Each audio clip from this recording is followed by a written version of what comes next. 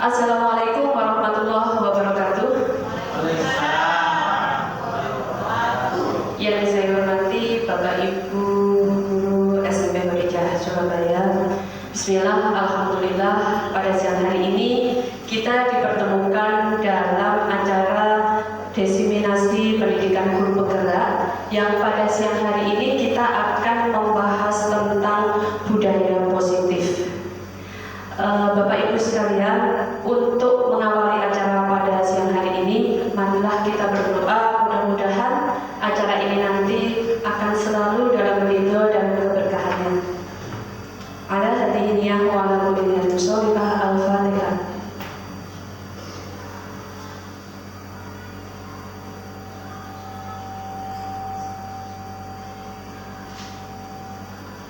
Amin, amin, ya rabbal alamin.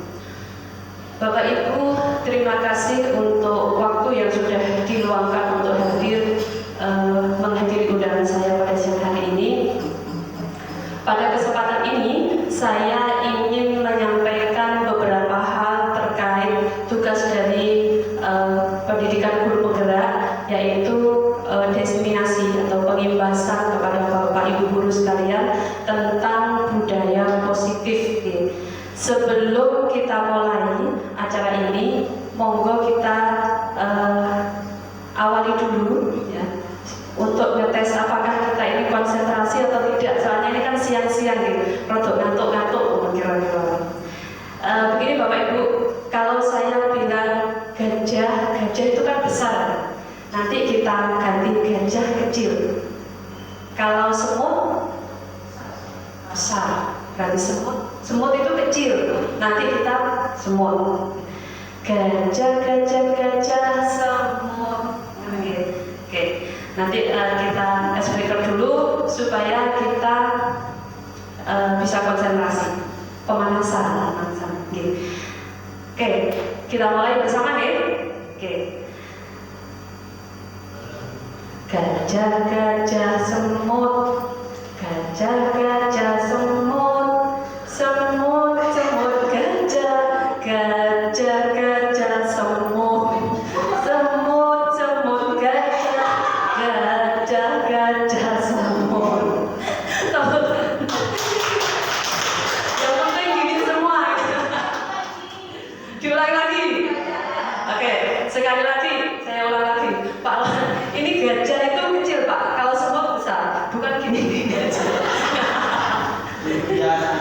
Kebiasaan nih. Oke, bisa kita mulai.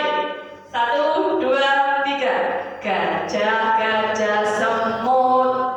Semut gajah. Gajah semut. Semut gajah. Gajah semut. Semut gajah. Oke, terima kasih Bapak Ibu. Baiklah, mari kita masuki materi untuk selanjutnya. Bapak Ibu sekalian, perubahan yang terjadi sekarang itu begitu cepat, sehingga mau tidak mau kita juga harus ikut berubah. Kalau kita tetap mempertahankan pola-pola lama kita, tidak mengikuti perubahan, maka kita yang akan tergilas oleh perubahan itu sendiri. Jadi menjadi guru, apalagi teori-teori pendidikan sekarang, apalagi kurikulum sudah mulai masuk ke kurikulum merdeka, maka banyak hal yang harus kita update. Kita tidak bisa bertahan dengan pola-pola yang lama. Pada materi kali ini saya akan menyampaikan tentang budaya positif. Budaya, kira-kira apa ya budaya? Kebiasaan, ya. Kalau BPK? Kebiasaan. Budaya itu suatu hal yang sudah dibiasakan menjadi sebuah kebiasaan. Dan positif berarti kebiasaan itu sifatnya positif. Oke.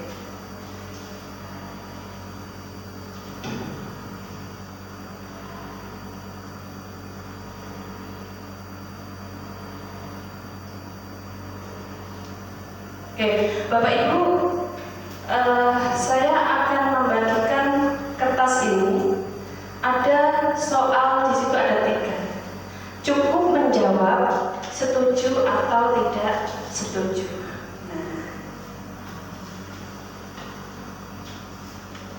ada satu soal, hukuman dapat mendisiplinkan anak. Selama ini kita menganggap hukuman itu mendisiplinkan anak. Setuju atau tidak? Kurang satu. Kurang? Oke.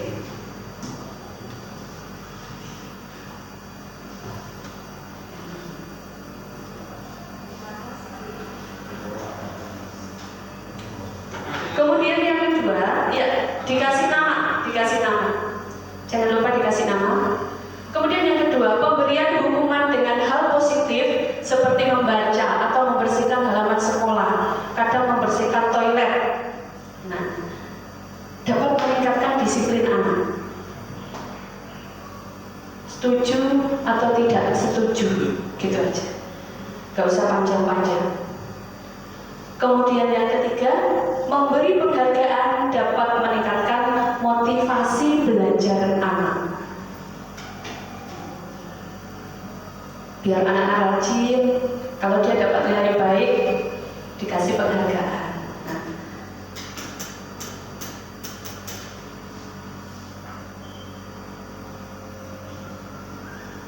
Oke?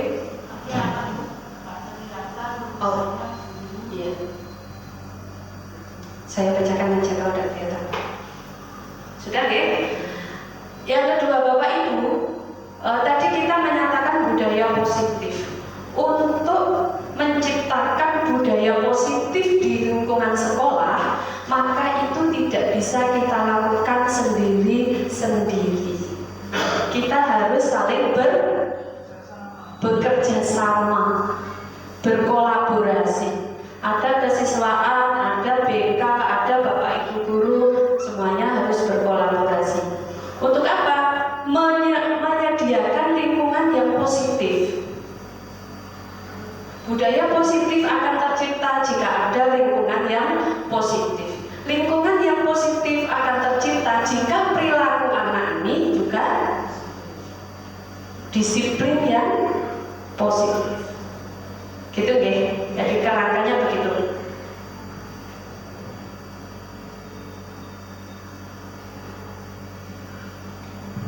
Oke, sebelum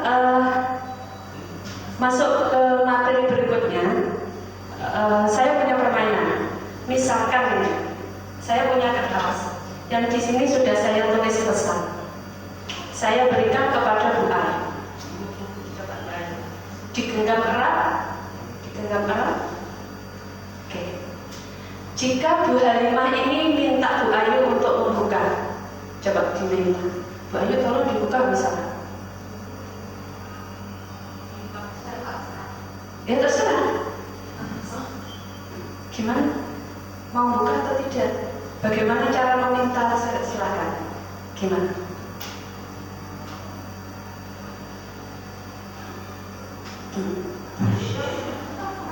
Oh maksa, ayo memaksa. Oke, nggak boleh, cukup. Kalau Pak Rohim yang minta coba ini, wah pasti lain ini ya kalau Pak Rohim yang minta. Coba Pak Rohim diminta buka dong Bu Ayu misalnya.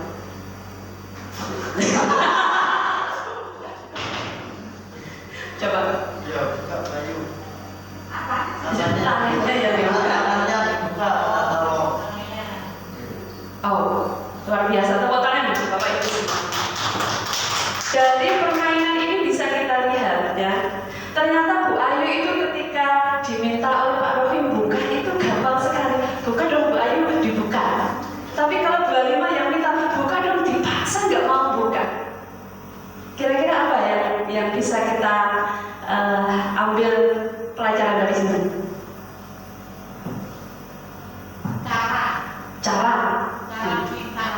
Cara memintanya sampai nggak permisi sing cara memintanya ada lagi nama baru kira-kira sama cara yang memintanya, kontrol diri kalau Pak Alwa. Ternyata begini Bapak Ibu semuanya, Bu Ayu itu memiliki kontrol sendiri. Kalau dia merasa nyaman, ya, disuruh Mbak Yu dibuka dong, buka. Dia mau buka karena dia merasa nyaman. Kemudian sama Mbak Yu, ayo buka. Ternyata dia tidak mau buka kan? Berarti dia merasa tidak nyaman, dipaksa. Artinya di situ bahwa mau membuka atau tidak itu keputusan ada siapa? Bu Ayu. Berarti kontrol diri kita itu ada pada diri kita sendiri. Dari tepuk tangan.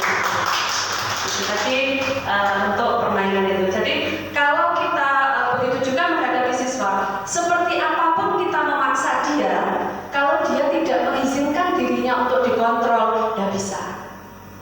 Kita lihat tampaknya di permukaan baik-baik saja, tapi ada yang dia sembunyikan, yang dia tidak mau Bapak Ibu guru tahu. Betul ya? Saya lanjutkan.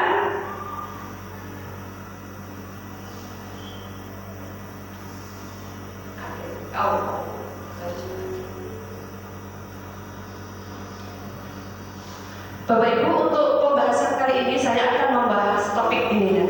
Disiplin positif dan nilai-nilai kebajikan universal. Kemudian yang kedua ada teori motivasi, teori hukuman, penghargaan, dan restitusi. Yang ketiga keyakinan keras. Yang keempat kebutuhan dasar manusia dan dunia berkualitas. Yang kelima restitusi atau posisi kontrol. Dan yang terakhir adalah segitiga restitusi. Oke. Restitusi itu apa? Nanti akan kita bahas. Oke.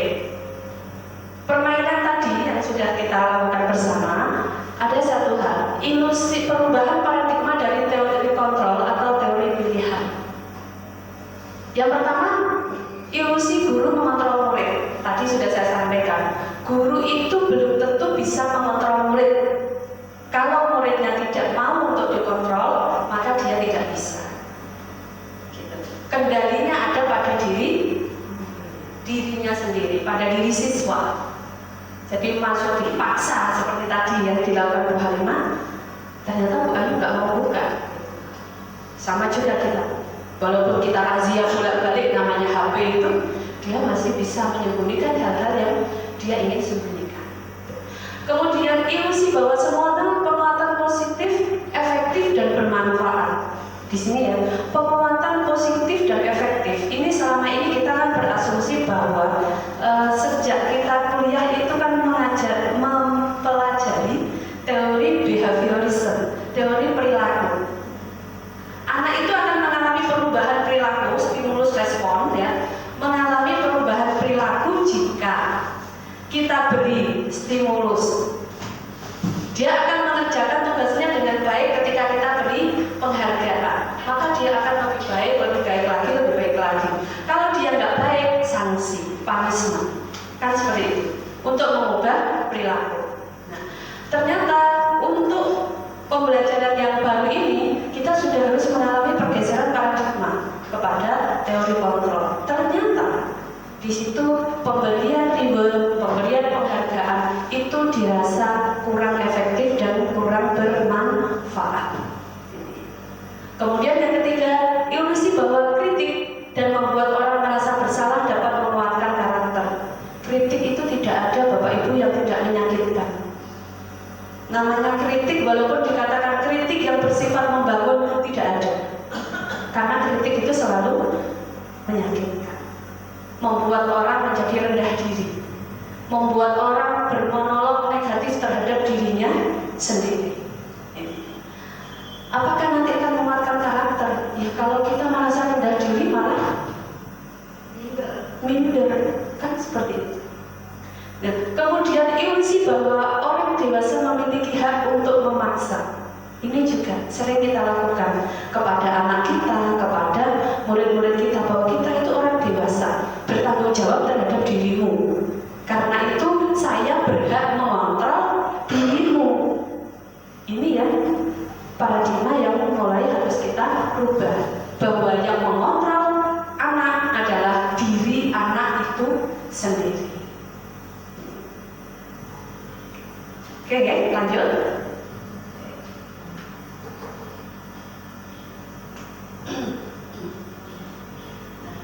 Ini perubahan paradigma stimulus respon terhadap teori pilihan. Siapa sesungguhnya yang memiliki kontrol? Jadi tadi saya jelaskan bahwa kita harus bergeser dari teori perilaku yang stimulus respon itu pada teori kontrol. Teori kontrol itu bagaimana? Teori kontrol itu menyampaikan bahwa seorang individu itu bagaimana menguatkan dirinya untuk tidak melakukan sesuatu hal yang negatif. Jadi dirinya sendiri ini dikelola. Kalau kontrol masyarakat bagaimana? Ya bagaimana kita mengendalikan masyarakat atau komunitas atau siswa kita sehingga dia tidak melakukan suatu hal yang negatif, misalkan. Contoh di stimulus respon atau teori behaviorism. Realitas kebutuhan kita sama. Kita sering melihat siswa itu kebutuhannya sama, ya wis padha. Kita mengajar dengan cara yang sama. Kita sediakan materi yang sama. Kita anggap semua yus podo. Padahal kita sebenarnya yus sadar bahwa di kelas itu ada anak itu yang mungkin agak pemahamannya agak lambat. Tapi kita mau memilah-milah itu yuk suwe kan. Sehingga kita menyamakan perlakuan. Kemudian realitas kebutuhan kita berbeda kalau di teori kontrol. Yang kedua, semua orang melihat yang sama. Setiap orang memiliki gambaran yang berbeda. Setiap orang memiliki keunikannya masing-masing. Oh, si Utiko itu ternyata hebat ketika dia wushu. Tapi dia tidak hebat ketika harus menggambar, misalkan. Ini akan menjadi perhatian kita atau atensi kita sendiri. Kemudian kita mencoba mengubah orang agar berpandangan sama dengan kita. Kita selalu menyampaikan pada orang lain, Ustaz, kan ini kan kita mau berusaha mempengaruhi bagaimana orang itu pandangannya sama dengan kita. Padahal sekarang sudah mulai bergeser bahwa bagaimana kita memahami pandangan orang lain terhadap dunia. Kita nggak bisa ngomong kepada anak kita disuruh sama pandangannya dengan kita. Tapi kita ngomong kepada anak kita mengikuti dia. Oh, arek iki ya senengane kayak gini. Bakatnya ke sini. Nah, itulah yang kemudian kita mulai memahami anak itu. Kemudian perilaku buruk dilihat sebagai suatu kesalahan. Setiap dia melanggar kita anggap sebagai kesalahan. Teko telat ya ini. Dihukum, dicatat, suruh lari keliling lapangan misalkan. Nah, padahal kalau di teori kontrol tidak, dia terlambat itu pasti ada tujuannya. Apa tujuannya? Kita tanya kenapa kamu terlambat? Ya saya harus membantu orang tua saya dulu dagang, menyiapkan dagangannya karena ibu saya single parent. Apakah itu disiplin? Disiplin positif, ya kan? Kenapa? Karena dia melakukan sesuatu yang kebajikan universal, yang memiliki nilai-nilai kebajikan yang universal. Kemudian orang lain bisa mengontrol saya. Tadi sudah ya, tidak ada yang bisa mengontrol diri saya kecuali saya sendiri. Begitu juga dengan siswa. Saya bisa mengontrol orang lain dan orang lain tidak bisa mengontrol saya.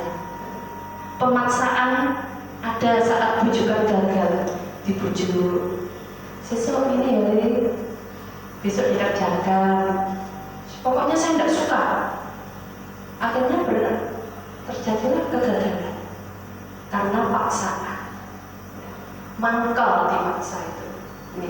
Kemudian model berpikir menang kalah. Nah ini yang sering banyak terjadi di tempat kita. Makanya ada namanya ranking, ya kan?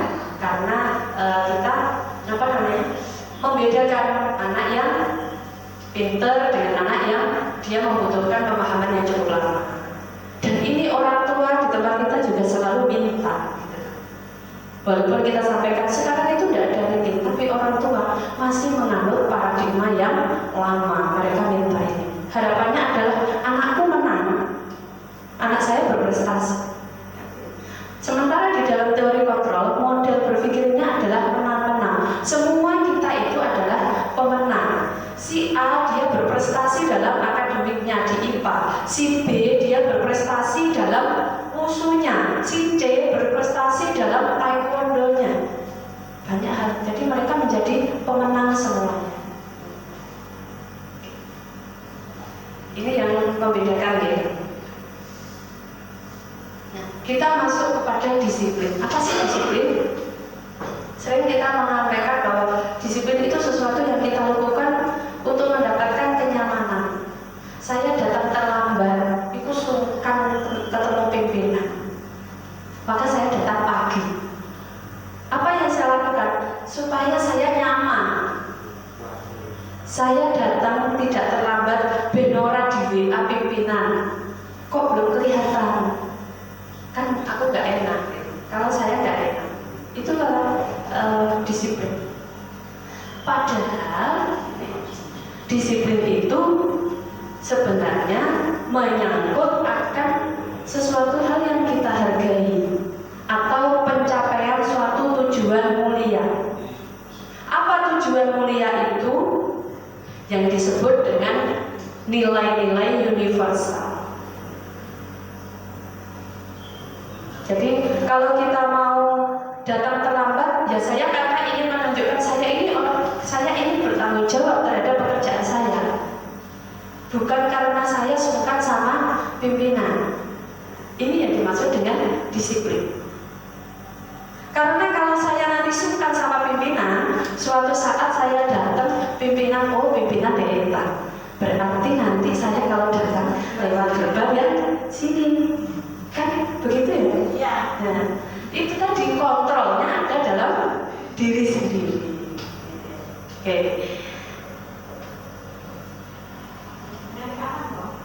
Nanti aman.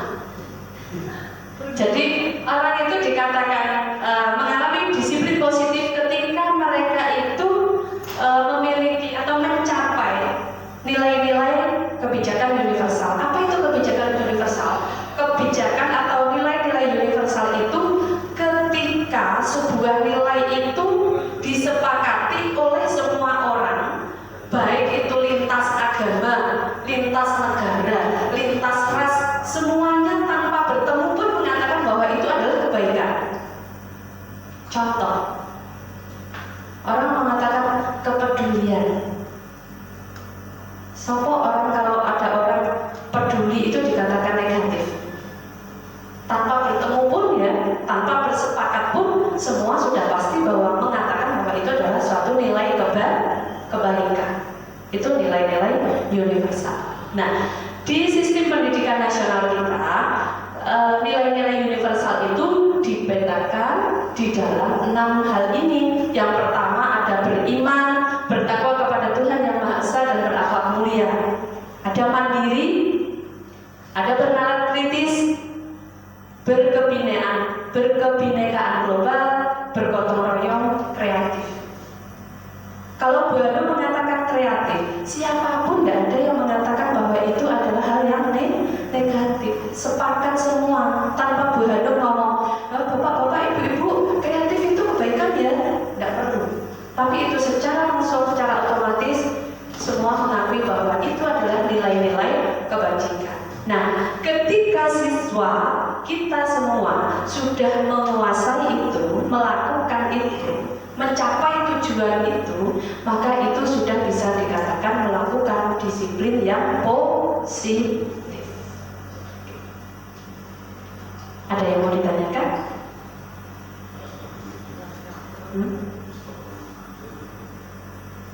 Oke. Break dulu.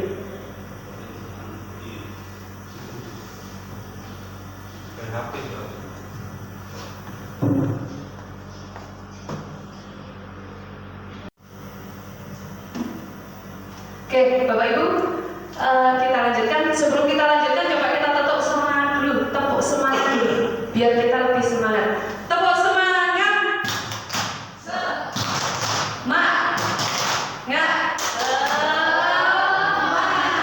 Oke, terima kasih. Kita lanjutkan. Tadi yang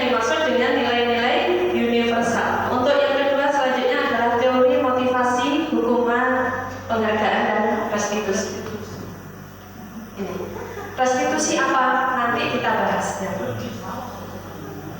Bila di sekolah Anda tidak ada aturan yang memberikan surat teguran bagi karyawan yang sering datang terlambat, atau tidak ada atasan yang memberi Anda penghargaan menjadi karyawan terbaik karena sering tepat waktu, apakah Anda tetap datang tepat waktu untuk mengajar murid-murid Anda?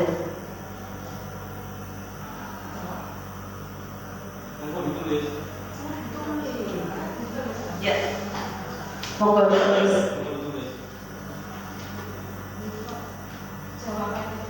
Jawabannya saja.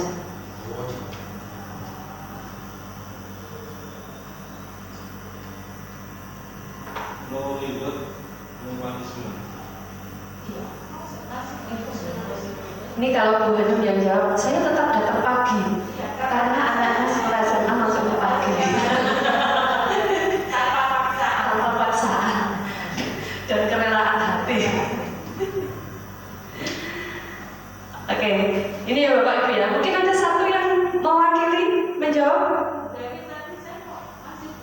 Oke.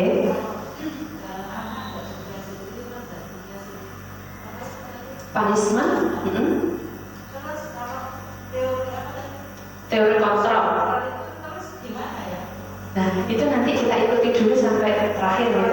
Nanti akan ada penjelasannya sama dengan yang ditanya oleh Bu Minhatul dari restitusi.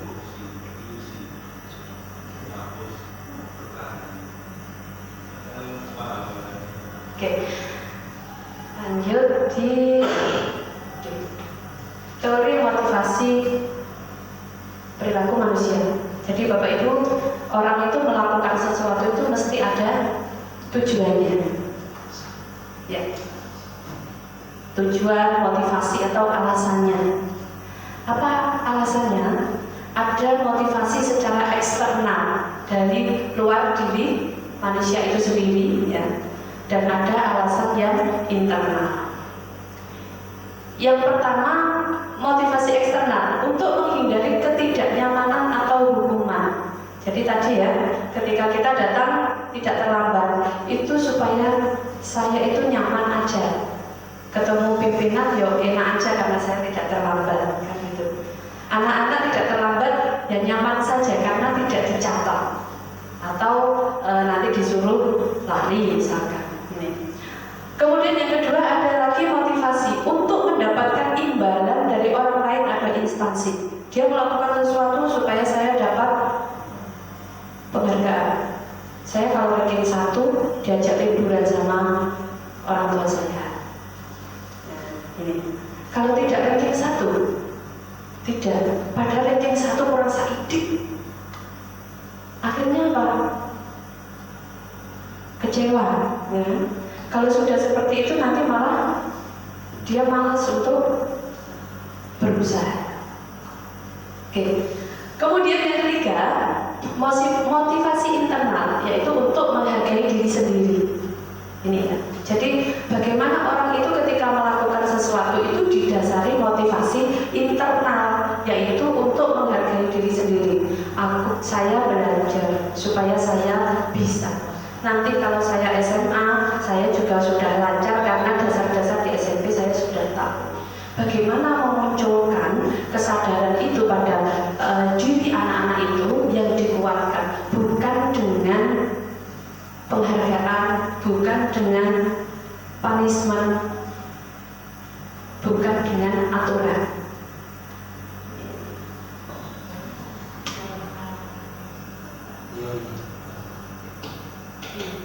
Dihukum oleh penghargaan. Nah ini penghargaan itu oleh Alif Kohn, seorang tokoh yang mengembangkan teori ini, menyampaikan bahwa penghargaan itu justru menghukum.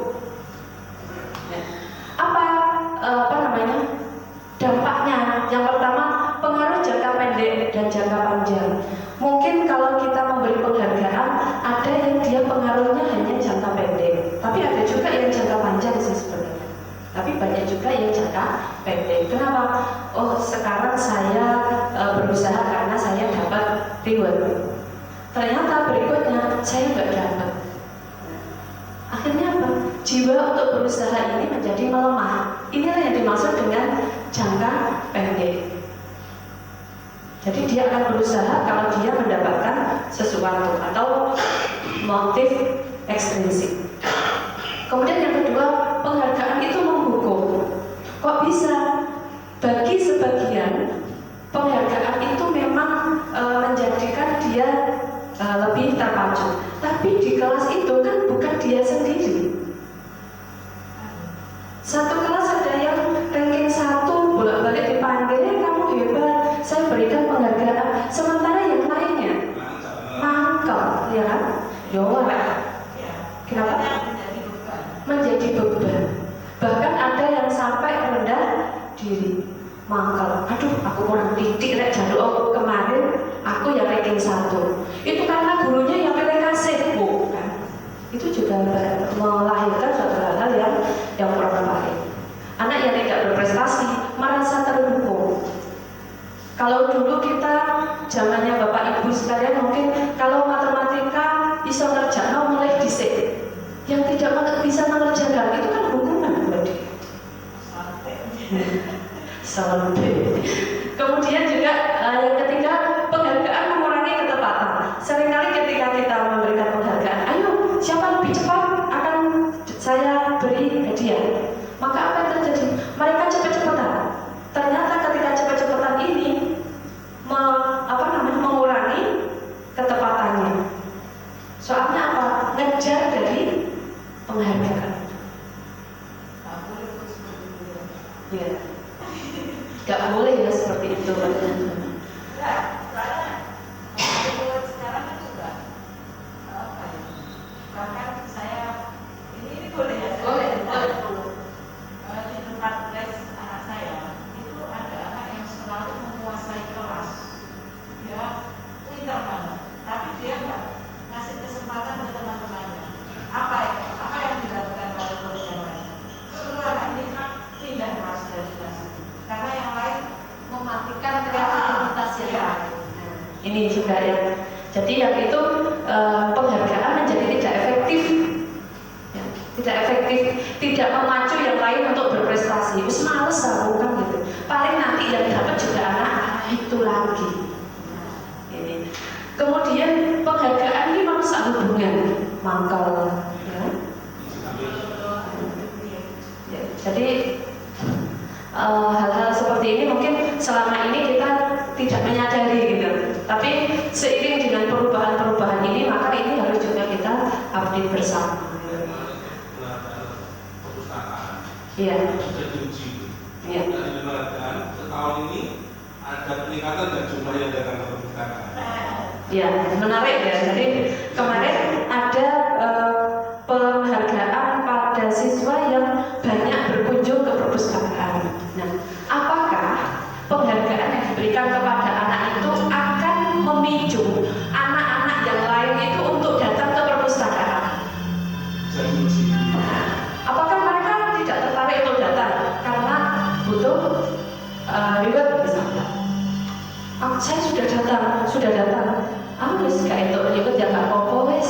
Ternyata yang datang juga banyak misalnya. Nah itu kan jangka pendek. Oke.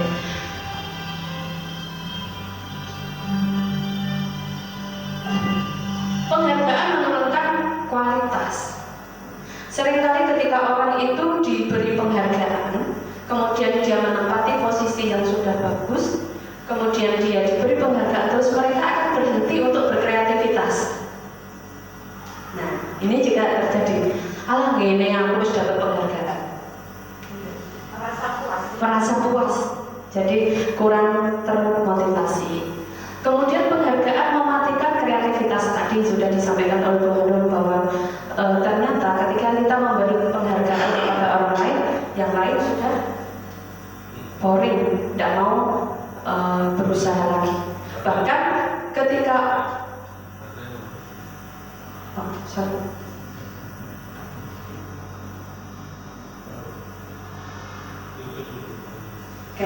bahkan ketika kita memberi penghargaan, misalkan kemarin ada penghargaan perpustakaan, akhirnya apa?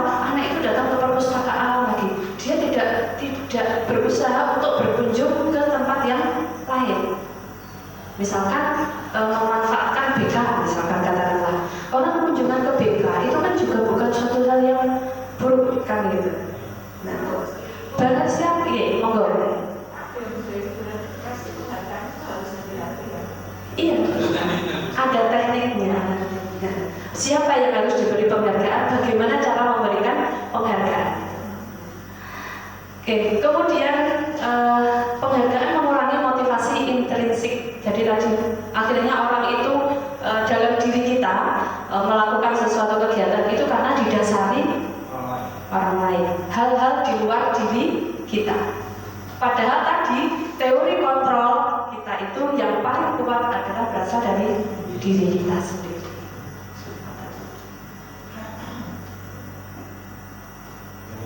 Nah, terus kalau nggak boleh ada penghargaan gimana? Namanya bentuk program kebajikan atau apresiasi. Kita kan sering mau menggunakan istilah ini ya, apresiasi. Apa sih apresiasi? Bapak Ibu, saya ingin bercerita.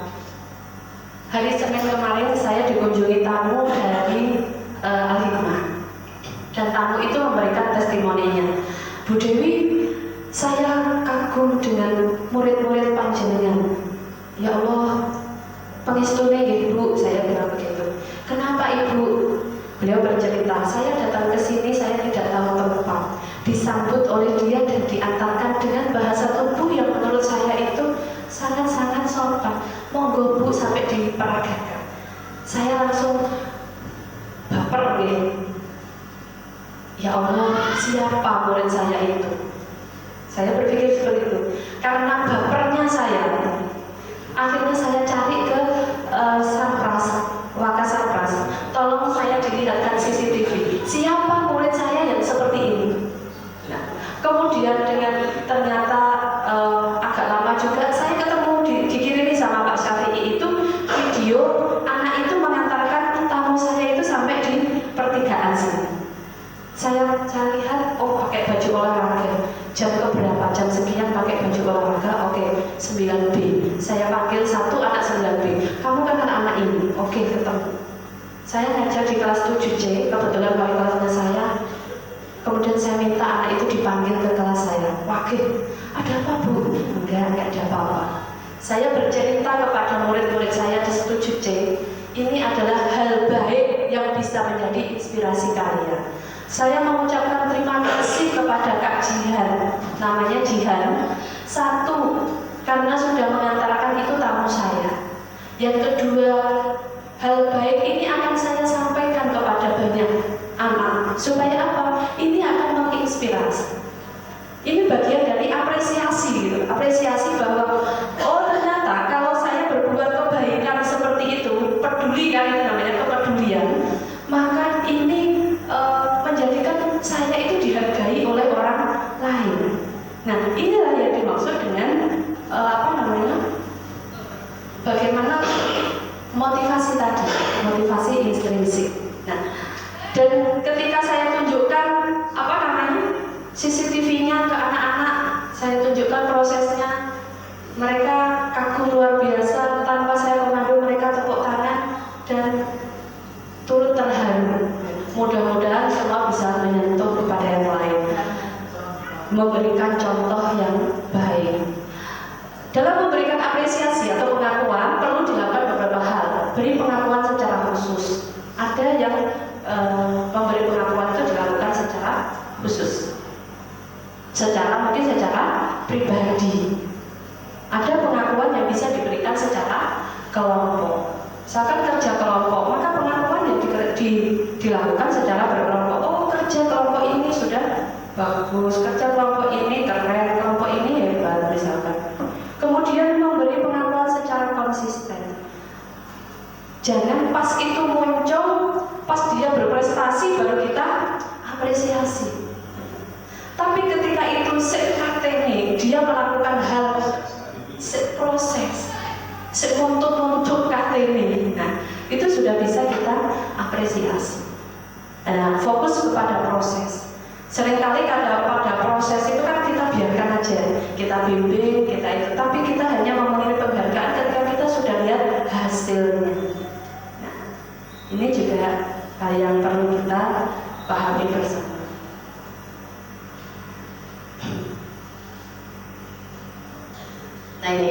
Contoh pengakuan apresiasi kebajikan. Apa yang bisa kita lakukan? Kemarin saya perhatikan rasa empatimu besar sekali pada saat menolong murid baru tiba di kelas kita. Ini juga saya praktekkan. Kemarin saya lihat di CCTV, kamu berperilaku baik sekali, luar biasa. Terima kasih. Ini juga saya sampaikan. Dia tampak kaget dan oh gini aja dianggap istimewa sama Bu Dewi gitu. Sampai saya dihadapkan di adik-adik kelas dijadikan contoh. Saya menghargai kepedulianmu pada saat kamu membantu teman-teman ditugaskan di kelompokmu. Sederhana sekali sebenarnya, tapi ini akan mengena, menguatkan diri anak, menguatkan motivasi anak. Terima kasih, tadi saya sampaikan, terima kasih. Sampai sudah memberi contoh yang baik, apresiasi yang baik. Mudah-mudahan menjadi inspirasi untuk kita semua seperti itu. Nah, ini contoh Bapak Ibu Guru. Ada hukuman atau konsekuensi. Nah, selain hukuman itu ada namanya konsekuensi. Kalau konsekuensi biasanya kita sudah dihadapkan pada aturan, ada aturan sebelumnya yang kita langgar misalnya. Coba, seringkali kita mengatakan begini, mencatat 100 kali di dalam buku, saya tidak akan datang terlambat lagi. Karena terlambat ke sekolah, dia diminta untuk ini. Kira-kira ini bentuknya hukuman atau konsekuensi? Hukuman. Nah, yang kedua, lari keliling lapangan basket 2 kali, kamu terlambat hadir di sekolah. Hukuman. Murid diminta push up 15 kali karena tidak menggunakan masker di sekolah.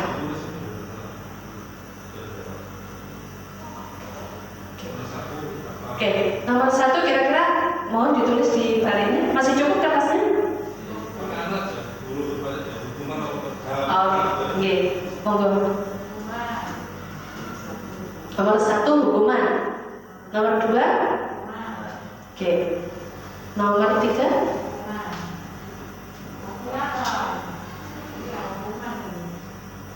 Nomor 3, murid diminta push up 15 kali tidak menggunakan masker ke sekolah.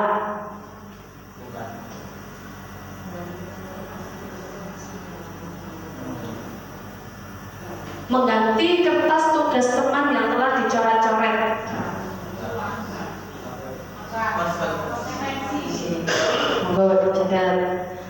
Membersihkan tumpahan air di meja tulis karena tersenggol pada saat belajar. Konsekuensi. Murid disuruh untuk mengenakan sepatu seharian. Karena tidak, ini mestinya ada tidaknya. Murid disuruh tidak boleh gitu ya. Tidak boleh menggunakan sepatu seharian. Karena dia tidak menggunakan sepatu hitam. Dia datang, aturannya kan kita sepatu hitam. Ternyata dia pakai sepatu merah. Sudah lepas, gak usah sepatuan senyum. Tulis. Lari mengelilingi lapangan basket karena terlambat 10 menit pelajaran PJOK. PJOK.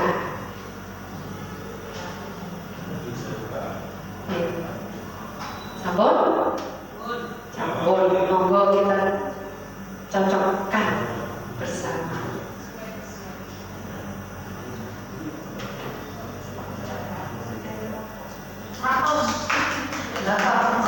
Seratus luar biasa. Bu Ketika salah berapa Bu Ketika? Salah satu misal diri. Oke. Menurut Pak Alwan, kalau disuruh lari karena terlambat PJOK bukan hukuman, tapi itu konsekuensi. Kira-kira kenapa Pak Alwan? Ya, karena pelajarannya PJOK. Artinya treatment atau kegiatan yang dilakukan, tindakan yang dilakukan itu mengarah pada konsekuensi penyelesaian masalah itu. Sekarang coba dilihat, mencatat 100 kali, ada kaitannya dengan terlambat atau tidak? Tidak ada, ya kan? pelajaran yakin Nggih. yang terlambat menit. Nggih. Kemudian juga silakan baca Yasin. Nah, Itu termasuk hukuman apa konsekuensi? hukuman atau konsekuensi?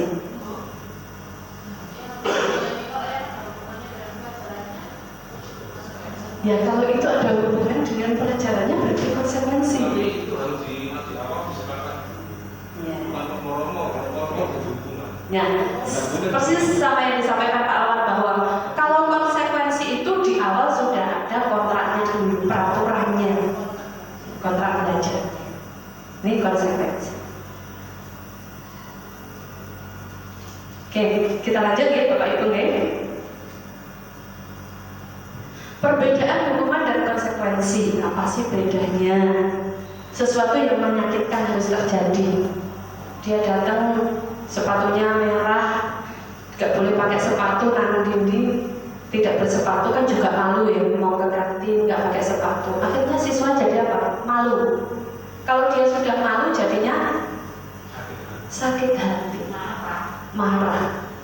Nanti akan timbul bahwa oh besok aku akan membuat sesuatu hal yang meluapkan kemarahan itu. Ini menjadi tidak efektif. Kemudian sesuatu harus terjadi. Membuat anak sakit fisik hati, ya ini sudah membuat anak merasa tidak nyaman dalam jangka waktu yang pendek.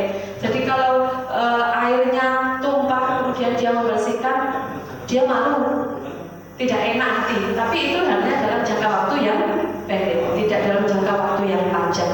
Diingat-ingat terus, dendam. Aku pernah disuruh lari sama Pak Rohim keliling lapangan misal. Itu diingat-ingat terus. Bisa-bisa Pak Rohim pulang digembosi. Kemudian paksaan. Kemudian kalau konsekuensi stimulus respon. Kemudian mendorong anak menyakiti dirinya sendiri. Akhirnya dia mangkal, terus bapak, aku besok gak mau sekolah. Kenapa? Ditanya orang tuanya kenapa? Saya itu terlambat cuma 5 menit loh ma, nggak boleh sepatuan seharian. Terus pokoknya saya nggak mau. Ini akan terjadi. Konsep diri yang buruk akhirnya dia menjadi konsep diri. Anjing aku paling anak nakal. Bapak dianggap nakal, menisah. Nah ini akan khawatirnya malah menunjukkan konsep buruk yang seperti itu. Anak belajar untuk menyembunyikan kesalahan. Ya ini kan terlambat, tadi saya sampaikan kalau lewat sana ketemu sing nyata, akhirnya lewat belakang. Golek aman, ya kan gitu. Dan itu menyembunyikan kesalahan. Kalau konsekuensi, anak belajar untuk mematuhi aturan. Kemudian merasa marah, merasa bersalah, dipermalukan, merasa tidak dihargai. Kan dia dihina ya. Tidak boleh bersepatu kan dia dipermalukan di banyak orang, di depan banyak orang. Dia merasa terhina. Ini. Kalau konsekuensi, kehilangan hak, dibuatkan tidak nyaman dan diasingkan untuk sementara. Jadi itu hanya sifatnya mungkin kalau ada pengaruhnya itu sementara kalau konsekuensi. Tapi kalau hukuman itu cukup berat.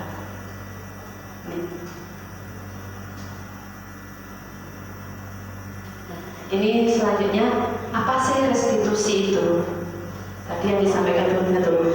Restitusi adalah proses menciptakan kondisi bagaimana murid memperbaiki kesalahannya, sehingga mereka bisa kembali kepada kelompok mereka dengan karakter yang lebih kuat.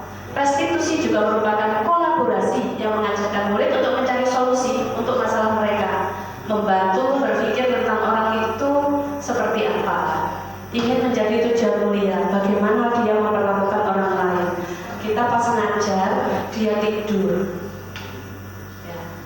ya muangkel, panggil, keluar, gak usah ikut pelajaran saya. Itu namanya hukuman, kan?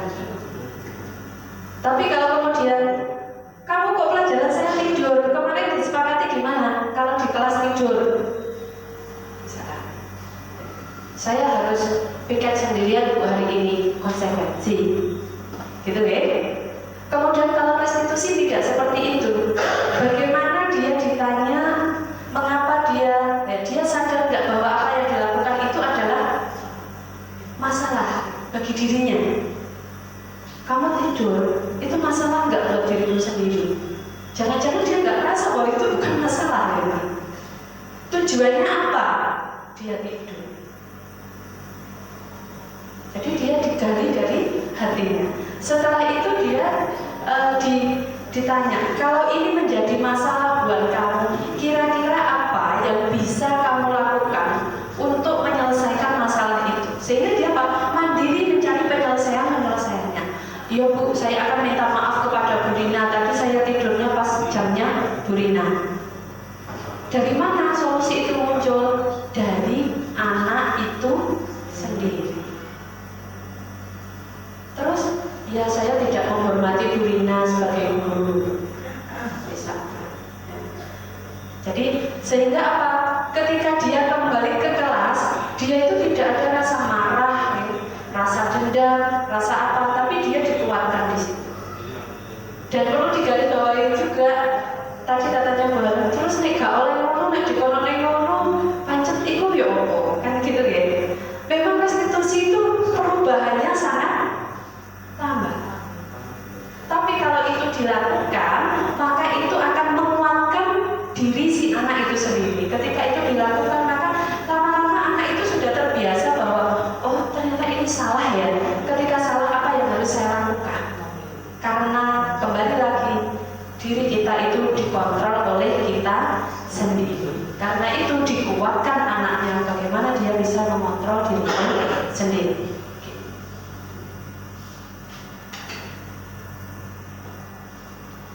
Nah, ini Bapak Ibu,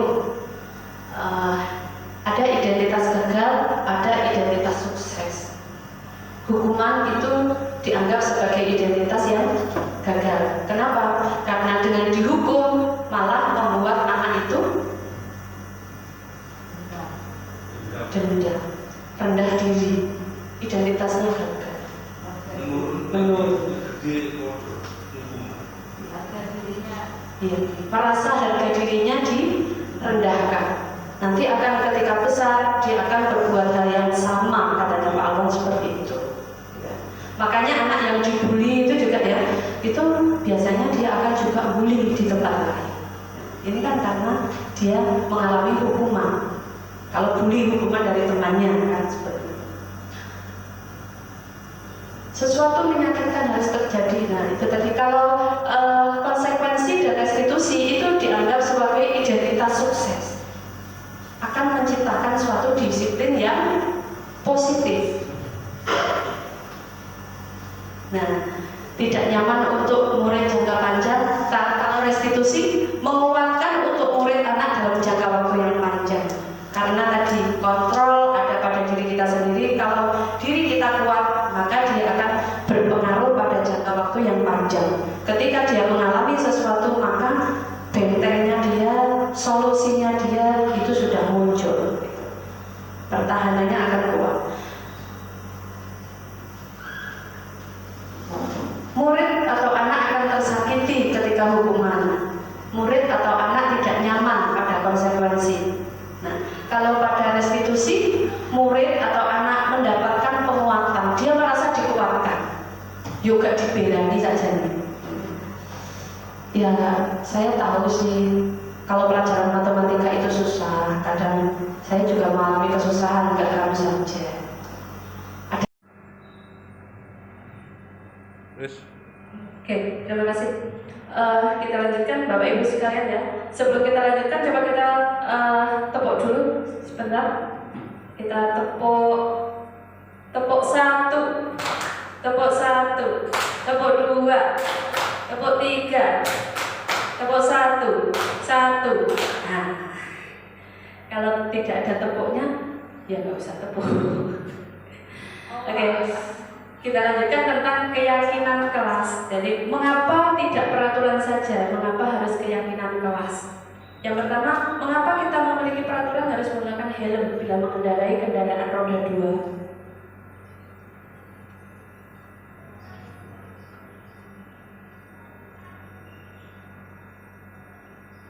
Yang kedua, mengapa kita memiliki peraturan 3M, menggunakan masker, mencuci tangan, menjaga jarak 1,5 meter.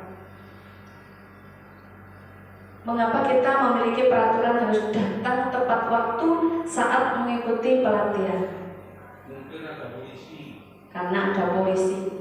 Datang pelatihan takut karena ada yayasan, Pak ya. Misalkan. Mungkin kamu nak rumah. Oke. Jadi untuk mendukung motivasi intrinsik supaya kita itu tadi menguatkan siswa itu, maka perlu adanya nilai-nilai atau keyakinan-keyakinan untuk menggerakkan seseorang dibandingkan serangkaian peraturan-peraturan. Jadi tata tertib butuh atau tidak kalau gitu dengan yang disampaikan ini? Nanti prosesnya juga tata tertib, keyakinan, yakin. Kalau yakin itu kan pasti kebenaran. Kalau peraturan itu kemungkinan ya, kemungkinan bisa. Oke. Bedanya dengan kontrak belajar. Bedanya dengan kontrak belajar. Kalau kontrak belajar itu kesepakatan yang dilakukan hanya pada proses belajar. Dan itu hampir seperti peraturan. Ya, mendekati peraturan.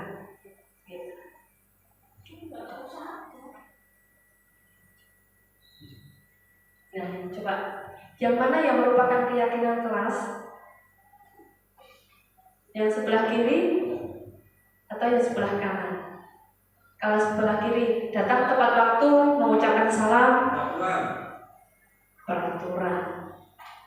Menjaga kebersihan kelas, menjaga bersekolah, peraturan.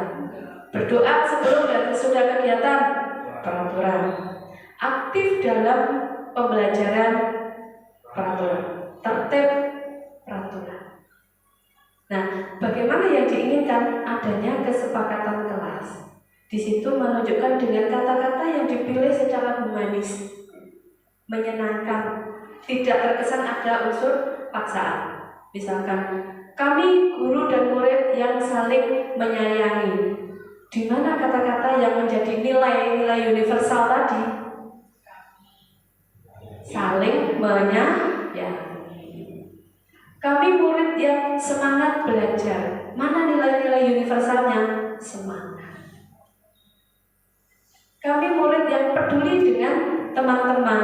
Mana nilai-nilai universalnya? Peduli. Itu bisa disusun bersama ya, sehingga ini mencakup hal yang lebih luas daripada sekedar peraturan. Oke. Nah, ini bisa dilihat bagaimana membuat istilah itu menjadi suatu keyakinan kelas, bukan peraturan. Satu, kembalikan buku pada tempatnya. Sebenarnya apa nilai-nilai keyakinan kelasnya? Tanggung jawab. Kemudian dilarang mengganggu orang lain. Jadi kita gim-giman itu nggak boleh. Kenapa? Temannya terganggu dengan suaranya ketika belajar. Berarti nilai universalnya apa? Menghormati orang lain. Kemudian dilarang melakukan kekerasan. Keselamatan, menghormati orang lain. Dilarang menggunakan narkoba. Apa nilai-nilai universalnya? Kesehatan. Gunakan masker, kesehatan, keselamatan. Jangan berlari di kelas atau koridor. Apa nilai-nilai universalnya? Keselamatan. Nih, jadi bedanya antara peraturan dengan keyakinan kelas. Oke. Lanjut di kebutuhan dasar manusia dunia berkualitas ya. Nah, Bapak Ibu sekalian, setiap tindakan baik itu salah ataupun benar itu selalu memiliki tujuan. Apa tujuannya? Memenuhi kebutuhan dasar manusia. Yang pertama tentang bertahan hidup. Saya punya siswa namanya Abrisam ya di kelas 7. Jadi itu dia pernah minta kepada ibunya itu dibelikan 1 set banjari dan itu dibawa setiap hari ke sekolah. Ketika ditanya, kenapa kok bawa 1 set banjari setiap hari? Masa latihan banjari itu setiap hari? Misalkan. Maka apa yang dia tanya? Ya saya senang aja Bu, rame-rame. Berarti kebutuhannya dia apa? Mendapatkan kesenangan, gitu ya. Kemudian kalau ditanya, kenapa kamu kok bawa ini? Iya Bu, saya itu kan dijauhi teman-teman saya pinjamkan ini biar teman-teman itu mau dengan saya. Berarti itu kebutuhannya adalah kasih sayang, belonging, diterima, supaya saya bisa diterima di kelas. Kemudian juga ada ketika dia seperti itu, kemudian saya tanya, kenapa kamu kok bawa permainan Banjari, peralatan Banjari ke sekolah? Saya itu Bu, kalau di rumah itu tidak bisa main Banjari. Kenapa? Nenek saya itu sudah tua, sakit-sakitan. Kalau saya main kan ya dimarahi sama ibu saya mengganggu nenek saya. Berarti dia butuh kebebasan. Kemudian suatu hari dia juga bisa juga menjawab begini, nggak apa-apa Bu, Banjari saya ini kan teman-temanku nggak ada yang punya, saya sewakan. Satu anak 5.000 kan lumayan Bu, nanti buat beli makan, buat beli jajan. Nah ini adalah kebutuhan akan survival atau bertahan untuk hidup. Ada lagi yang ketika ditanya lagi dia menjawab, kenapa kamu kok bawa peralatan Banjari ke sekolah? Dia jawab, gak apa-apa Bu, teman-teman saya itu saya pinjemi gratis, supaya kalau saya mau ada apa-apa saya suruh mereka mau. Nah, ini adalah bagian motif kebutuhan untuk menguasai orang lain.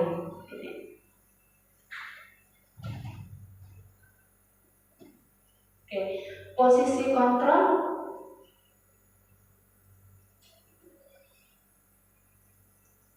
Ada 5 posisi kontrol. Kita sebagai guru diberikan pilihan, ada 5 posisi yang bisa kita mainkan. Yang pertama itu penghukum. Tadi sudah kita bahas di depan ya. Penghukum itu ketika ada siswa melakukan kesalahan, dimarahi, dipaksa. Nah, kemudian membuat orang merasa bersalah. Ada kalanya orang itu menempatkan diri kita ketika ke depan siswanya itu menjadi orang supaya dia itu merasa bersalah. Ayo tarik dikerjakan. Masa kamu tuh gak kasihan sama Bu Dewi? Bu Dewi itu loh sudah semalaman buat video, saya putar sekarang ternyata kalian gak melihat. Mosok gak mesak. Akhirnya apa? Timbul rasa bersalah pada diri siswa itu. Iya sakno yo Bu Dewi itu. Aku itu kok kayak gitu ya. Nih. Ini dianggap juga sebagai identitas yang gagal, melahirkan identitas yang gagal. Kemudian identitas sukses itu ada teman. Nah, kita memposisikan sebagai teman. Ada tugas bisa yola dan dikerjakan. Piro-piro pokoknya dari dikerjakan. Gampang kok, yang penting dikerjakan. Nah, ini memposisikan kita sebagai teman. Kemudian sebagai pemantau. Nah ini, kalau sebagai pemantau itu di awal kita sudah ada aturan, kita sepakati. Seperti di sekolah misalkan, kita ada aturan gini, 1 buku ditunjukkan kepada orang tua, ditunjukkan kepada siswa. Apakah sepakat dengan aturan ini? Oke, sepakat. Ternyata pas pelaksanaannya dia datang terlambat, berarti melanggar aturan. Catat. Itu namanya kita memposisikan diri kita sebagai pemantau. Dan yang terakhir adalah manajer. Manajer ini yang diharapkan dari posisi kontrol ini yang dianggap paling ideal. Kenapa? Karena pada posisi manajer itu ada suatu proses di mana orang itu menguatkan diri dari siswa itu sendiri. Nah, guru berbuat menghardik, menunjuk-nunjuk, menyakiti, nyindir-nyindir. Kamu dengan bahasa tubuh. Jadi tidak hanya dengan bahasa ucap, tapi juga dengan bahasa tubuh. Kemudian kalau membuat orang bersalah, ceramah, halus mungkin bahasanya. Ya. Ojo ngono rek, nanti ku gurune sing diseneni Pak kepala sekolah. Halus bahasanya, tidak dengan keras, tapi membuat orang merasa bersalah. Kalau dengan teman, namanya teman, dia komunikasinya seolah teman sebaya. Ayolah, nanti tak rewangi, gak apa-apa. Kemudian kalau pemantau, menghitung atau mengukur. Sudah berapa kali kamu terlambat? Sudah berapa kali kamu keluar sekolah tanpa izin? Misalkan. Nah, ini akan muncul di pemantau. Nah, kalau di manajer mengajukan pertanyaan-pertanyaan. Kenapa kamu melakukan ini? Ini masalah nggak buat kamu? Ini merugikan dirimu sendiri atau tidak? Ini diajukan pertanyaan. Kemudian kalau guru berkata, kalau kamu tidak melakukan semua, awas ya, rasakan. Ini biasanya kata-kata untuk penghukum. Anak memberontak, menyalahkan orang lain. Aku loh nggak gitu tadi, itu temanmu Bu, bukan saya. Apalagi begitu. Ibarat polisi salah tangkap bisa, apakah tambah muan kalau kan? Kemudian hasilnya apa? Dia memberontak, menyalahkan orang lain. Kaitan dengan dunia yang berkualitas. Murid meletakkan guru di luar dunia yang berkualitas. Murid akan berpendapat guru itu ternyata tidak membangun dirinya sendiri sehingga dia bisa menjadi berkembang dengan baik. Persepsinya buruk. Apalagi kalau nyun sewu bolak-balik tak dongakno itu ular lekerengan. Itu bahasa-bahasa yang luar biasa dan mengancam. Nah, kalau bahasanya gini, ya tak dongakno kan beda ya. Tapi kalau tak dongakno itu berarti terusannya biasanya juga tidak menyenangkan hati anak. Kemudian murid berkata, biasa aja, nanti juga paling marah lagi. Saya ngerjakan disalahkan, gak ngerjakan, apa maneh kan? Ya?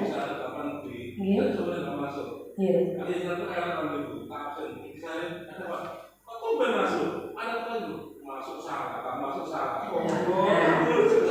Pengalaman pribadi ini dari Pak Lawan. Jadi ketika siswanya itu masuk di mana, biasanya anaknya absen. Memang Widi Sarif itu ya sering absen dan tugas itu juga banyak yang bolong ya Pak.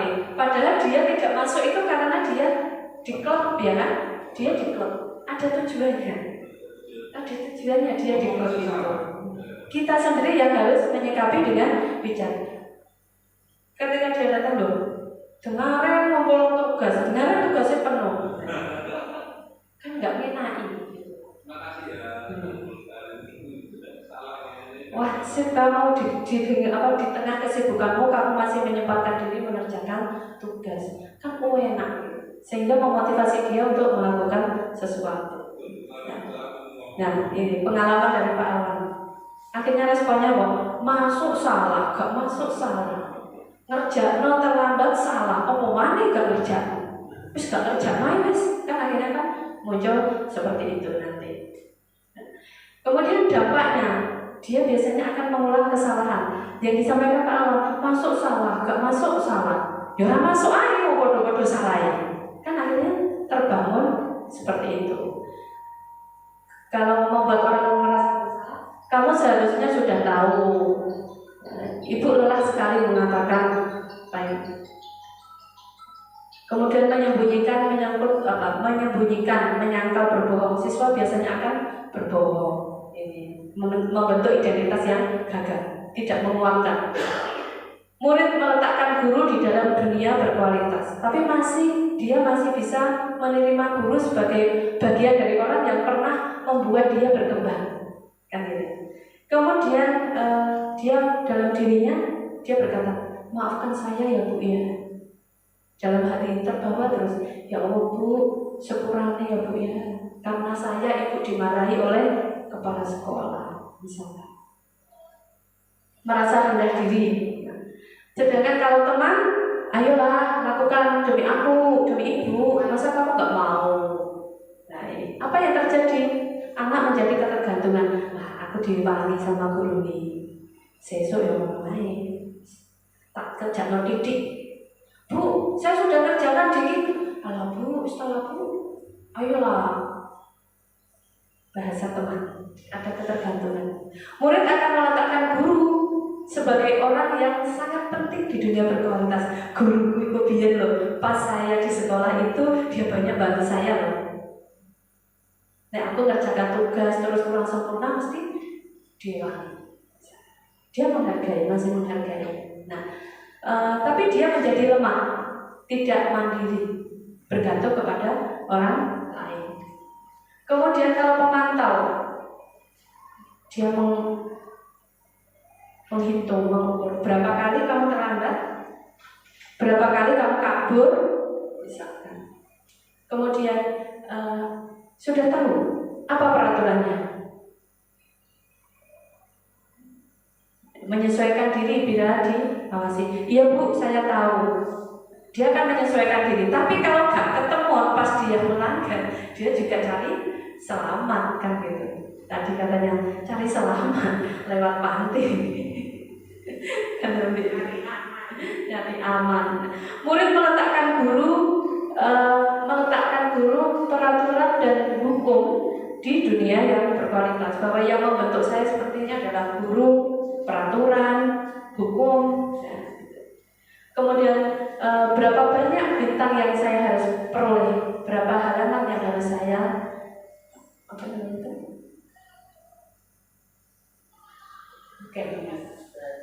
ya, berapa halaman yang harus saya tulis. Dia sudah tahu konsekuensinya. Berarti kalau salah saya harus begini. Ini.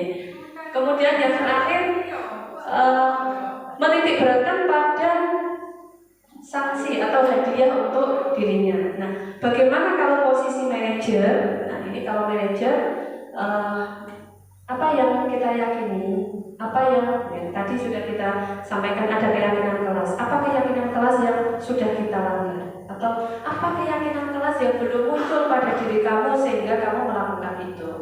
Nah, kemudian dia meletakkan dirinya sebagai individu yang positif.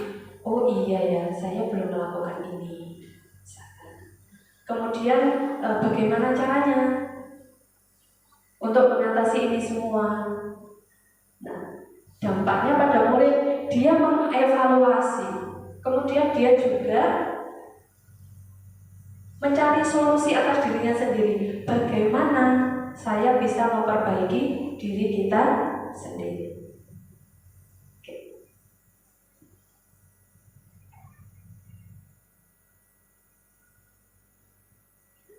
Pernyataan-pernyataan, saya kecewa sekali dengan kamu.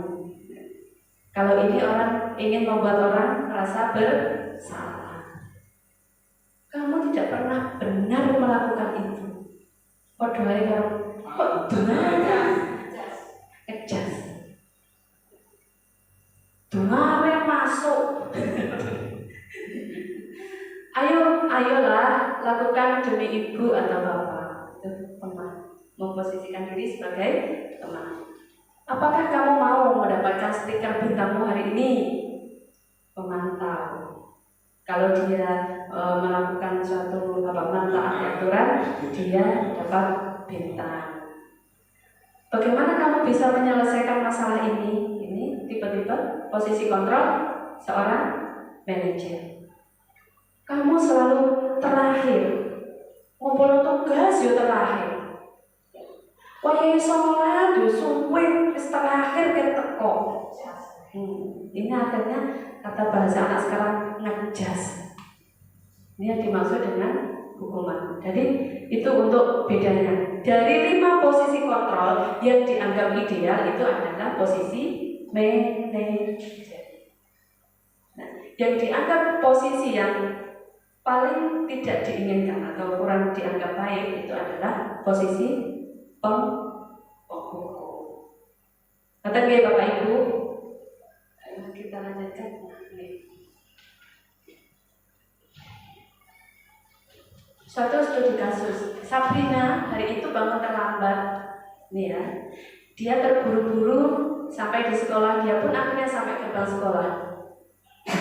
Sampai di gerbang sekolah dia baru sadar bahwa dia memakai sepatu warna merah. Nah, di depan kelas ketemu Pak Lukman. Pak Lukman memperhatikan Sabrina. Sabrina terburu-buru menjelaskan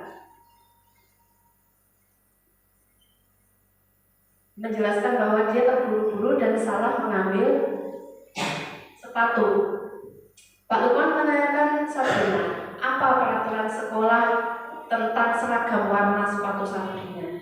Berarti ini posisi kontrol apa yang dimainkan?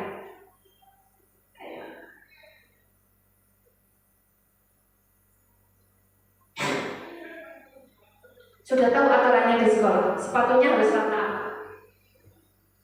Hitam, ya. Berarti itu posisi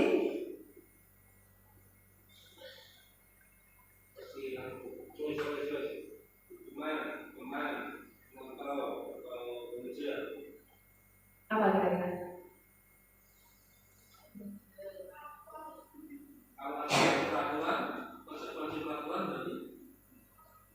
Kalau ada aturannya terlebih dahulu, kemudian kita itu namanya posisi pemantau, karena ada aturan sebelumnya. Kemudian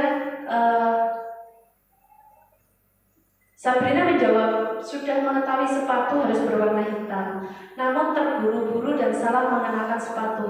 Selain tidak mungkin kembali pulang karena rumahnya jauh, Pak Lukman tetap bersikeras pada peraturan yang berlaku mengatakan, ya sudah, kamu sudah melanggar peraturan sekolah. Berarti ini posisi apa? Kontrol apa yang dimainkan? Sekarang kamu lari keliling lapangan. Penghukum. Karena apa? Lari keliling lapangan itu tidak ada hubungannya dengan sepatu, kan gitu. Kemudian kamu sudah terlambat salah pulang warna sepatunya. Segera buka sepatumu kalau tidak bisa mengenakan warna sesuai perintah.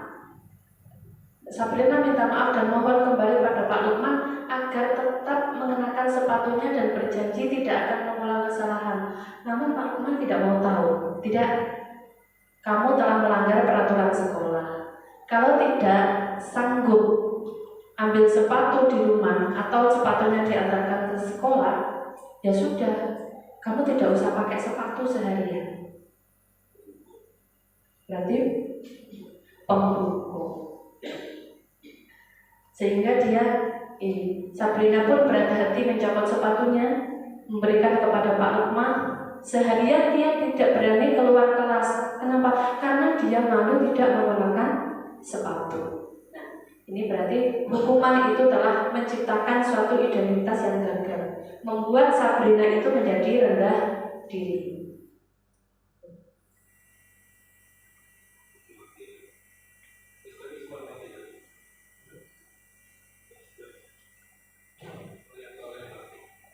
Oke, Bapak Ibu sekalian,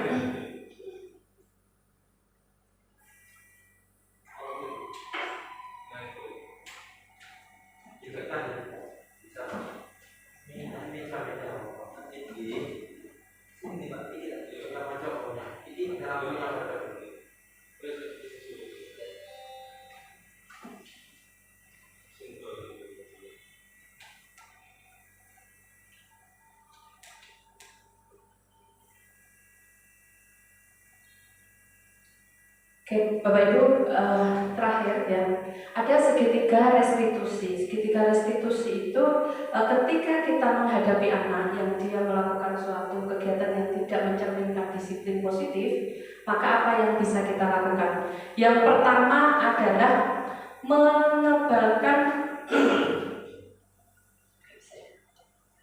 menstabilkan identitas. Jadi anak itu banyak kita gali, kita ajak bicara, kita kuatkan, kita bisa ajukan pertanyaan. Setiap orang itu memang tidak sempurna. Jadi setiap orang pasti pernah mengalami kesalahan. Tapi apa yang bisa kita lakukan untuk memperbaiki kesalahan itu? Itu adalah menstabilkan identitas. Kemudian yang kedua yaitu menanyakan keyakinan. Ketika kamu melakukan ini tadi, kira-kira keyakinan kelas apa yang belum kamu munculkan? Kita sudah membuat keyakinan kelas. Kenapa kamu di kelas itu bermain HP ketika gurunya menerangkan?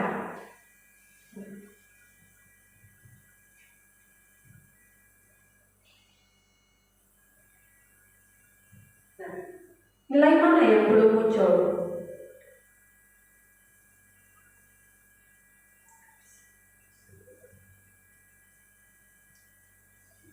Kamu ingin jadi anak seperti apa sih?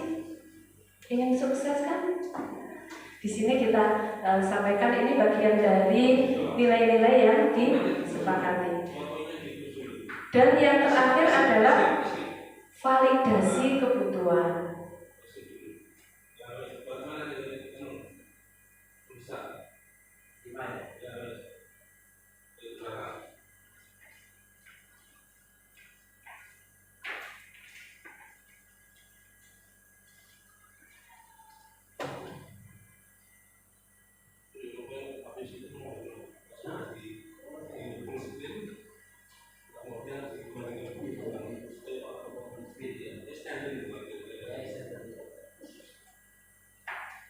Oke. Jadi ini Bapak Ibu, ketika kita menghadapi anak yang dia melakukan suatu kegiatan yang tidak mencerminkan disiplin positif, maka apa yang perlu kita lakukan? Yang pertama adalah menstabilkan identitas. Kita ajak ngomong, kita sampaikan bahwa kamu bukan satu-satunya orang yang pernah merasa bersalah. Kamu bukanlah manusia itu tidak sempurna, pasti pernah mengalami kesalahan. Nah, kemudian menanyakan keyakinan. Kira-kira kalau kamu berbuat seperti ini di tempat di kelas kemudian main HP, keyakinan kelas apa yang belum kamu munculkan? Saya tidak menghormati gurunya, Bu. Tidak menghormati. Oke, di situ udah kena. Terus kamu kepinginnya seperti apa? Ya saya pengen jadi pribadi yang baik. Tapi ini kembali lagi, beberapa teman guru menyampaikan ada pengalaman ketika ditanya, kamu pengen jadi apa? Tidak tahu. Jadi menggalinya itu tidak mudah juga gitu. Siswa kadang kita tanya itu, ya wis gitu pokoknya Pak. Ya tidak tahu Pak. Jadi kita harus memang bagaimana teknik-teknik menggali yang bisa mengena itu. Kemudian yang ketiga, setelah ada keyakinan kelas, maka ada validasi kebutuhan. Kamu tentu punya alasan mengapa kamu melakukan itu. Oh, untuk memenuhi karena saya pengen senang-senang Bu. Tadi ya si Abi itu alasannya karena saya pengen diterima oleh teman-teman saya. Berarti itu adalah validasi kebutuhan.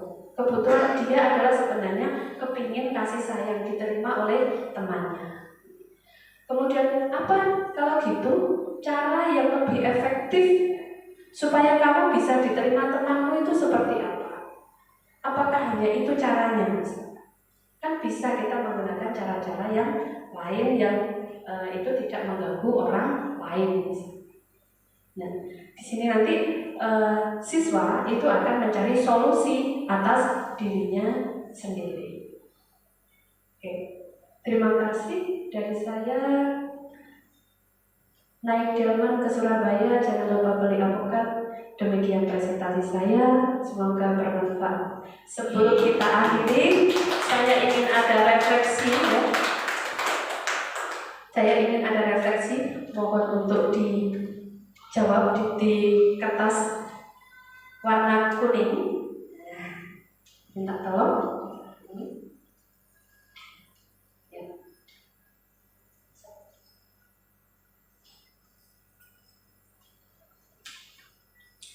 Yang pertama, hal baru apa yang saya dapatkan hari ini yang dapat merubah sudut pandang saya?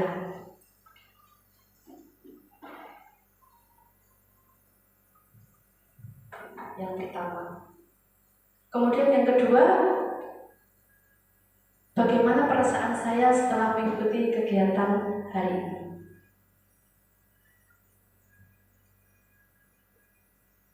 Dan yang ketiga, setelah forum ini kira-kira apa yang bisa Bapak Ibu rencanakan setelah tahu ini semua?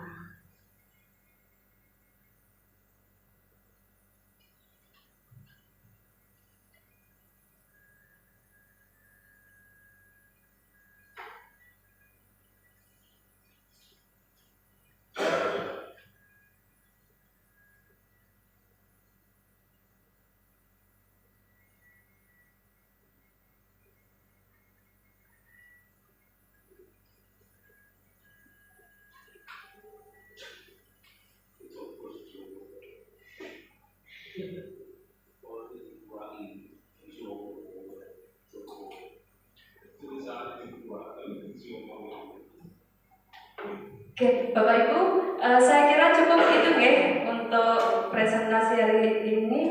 Kalau tidak ada yang ditanyakan, saya tutup sampai di sini.